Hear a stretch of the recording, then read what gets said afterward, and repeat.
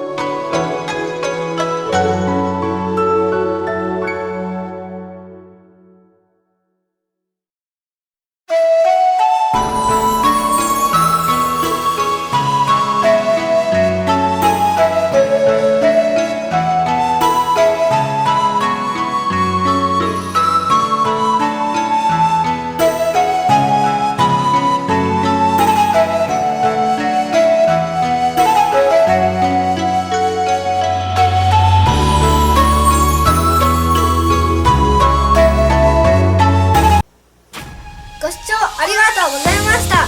野鳥の名前を知っている人はぜひコメントで教えてください。チャンネル登録もよろしくお願いします。それではまたね。